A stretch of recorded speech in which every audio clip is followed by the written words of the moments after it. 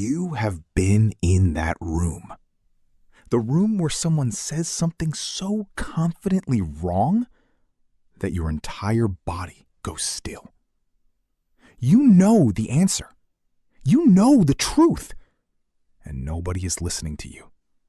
Hook 1. You are not the problem. You never were. The problem is that intelligence was never designed to win in the short term. It was designed to win absolutely, eventually, permanently. Hook 2. The fool thinks they won. They got the applause. They got the last word. They got the room. And in 5 years, you will have everything they spent their entire life pretending to have. Hook 3. Schopenhauer watched this happen to himself for 50 years. And he did not break. He did not compromise. He did not become them. He built a system, a precise, ruthless, elegant system for how the intelligent mind outsmarts, not by fighting, but by outlasting. Hook 4. By the end of this video, you will have that system. Subscribe. We go this deep every week. Let me tell you something that nobody in the self-help world will ever say to you. Intelligence is a disadvantage. In the short term, in the social arena, in the argument, in the meeting room, in the family dinner, in every situation where the crowd decides the winner. The intelligent person sees more, feels more, doubts more.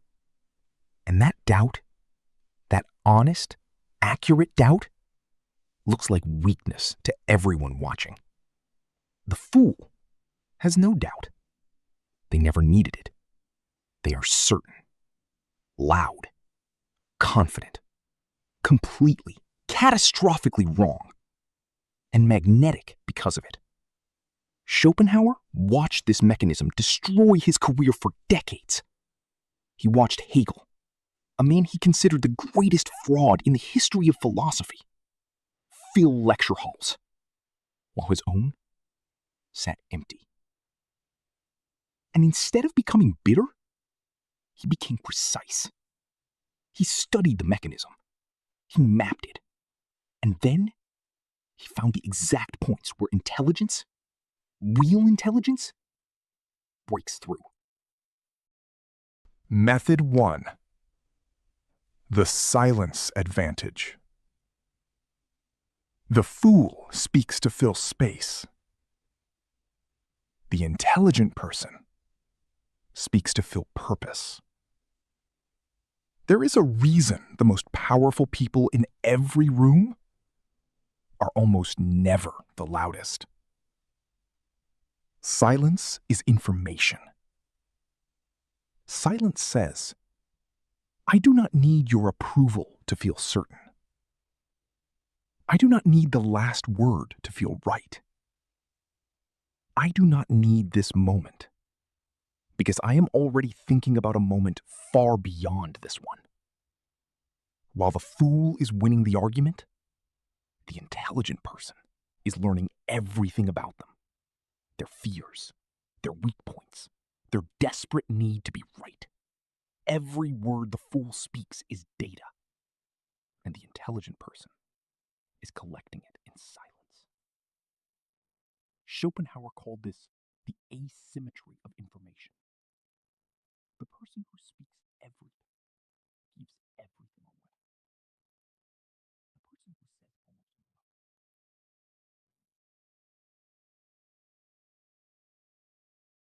Method 2. Never fight on their terrain. The fool sets the terms of every conflict. They choose emotion over reason, because emotion is where they win. They choose volume over evidence, because volume is where they win. They choose public humiliation over private dialogue, because spectacle is where they win. And the intelligent person who walks onto that terrain has already lost. Not because they are wrong, but because they are playing a game with rules that were written to ensure their defeat. Schopenhauer's method was elegant. Refuse the terrain entirely. When the fool wants emotion, give them calm. When they want volume, give them quiet. When they want the public fight, withdraw to private action.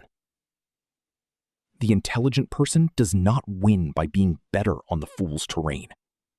They win by building entirely different terrain, where the fool cannot follow. And they build it quietly. While the fool is still celebrating the argument they thought they won. Method 3. Use their certainty as a weapon against them. The fool's greatest strength is their certainty. They know they are right. They have always been right. They will always be right. And this certainty, this magnificent, unshakable, groundless certainty, is also their greatest vulnerability. Because certain people do not prepare. They do not question. They do not update. They do not see what is coming, because they already know what is coming. And what is coming is always their victory. Schopenhauer understood that the intelligent person's advantage is not that they know more.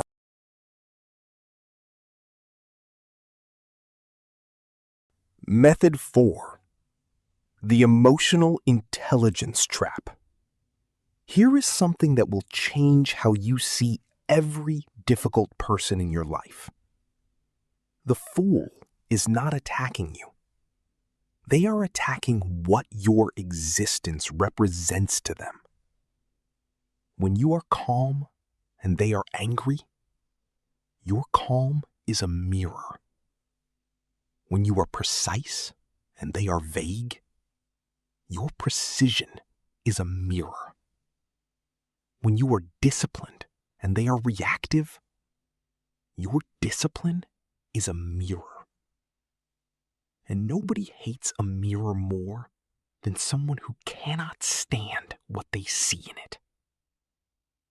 Their aggression is not about you.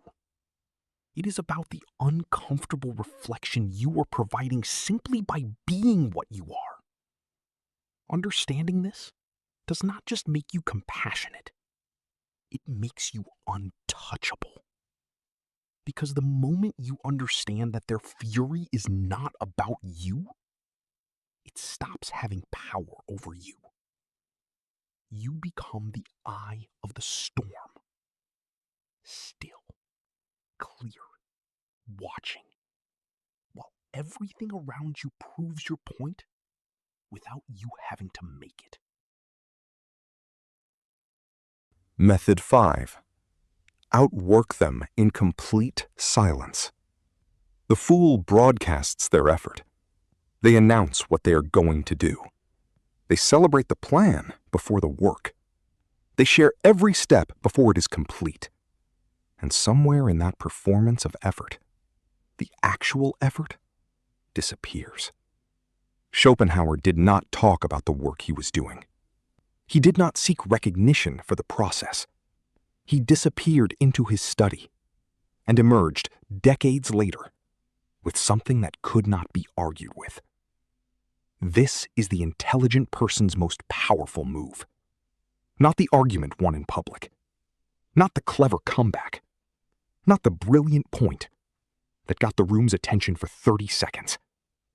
The decade of silent, consistent, unglamorous work that produces something the room cannot ignore for the next 100 years. While the fool performed, Schopenhauer built. The fool is forgotten. Schopenhauer is still being read. Method 6. Strategic withdrawal is not retreat. It is preparation. Most intelligent people make the same devastating mistake. They stay in the room too long. They keep engaging. They keep explaining. They keep believing that one more patient, one more clear, one more perfectly constructed response will finally produce understanding. It will not. And every minute they spend in that room, trying to reach a mind that has decided not to be reached, is a minute they are not spending, building the thing that will make the whole argument irrelevant. Schopenhauer withdrew not because he gave up, but because he understood that the intelligent person's most valuable resource is not their argument. It is their attention. And attention spent on the unreachable is attention stolen from the possible, the method. When you recognize the room cannot receive you, leave the room. Not dramatically, not bitterly. Simply, quietly, permanently. And go build the thing that changes the conversation entirely. Now, I want to stop and speak to you directly, not as a viewer, as a person. If you have made it this far into this video, it is because something in these words is not abstract to you. Someone came to mind, a specific face, a specific argument, a specific room where you were right, and it did not matter. That experience, that particular painful, exhausting experience of being intelligent in a world that rewards something else, is not a wound you carry because you were weak. It is a wound you carry because you can feel the gap between what is and what should be. And most people cannot feel that gap at all. The fool does not suffer this. They are. Method 7. The long game is not patience. It is the most aggressive strategy available. When people say play the long game, they make it sound passive, like waiting, like accepting, like being okay with losing now, because maybe things will be better later. That is not what Schopenhauer meant. The long game is aggressive. It is the decision to compete in the arena where intelligence actually wins, instead of wasting resources in the arena where it always loses. The fool competes for the room's approval, which lasts an hour. The intelligent person competes for history's judgment, which lasts forever. These are not two versions of the same competition. They are different species of ambition. Schopenhauer lost every short-term competition. He lost the lecture halls. He lost the academic recognition. He lost the approval of his peers. He won the century. He won the next century. He is winning this conversation right now, 200 years after his death, which is the only kind of winning that ever actually mattered.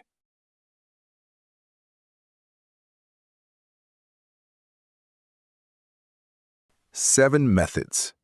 7 ways that the intelligent mind, your mind, does not just survive the world of foolishness, it outsmarts it permanently.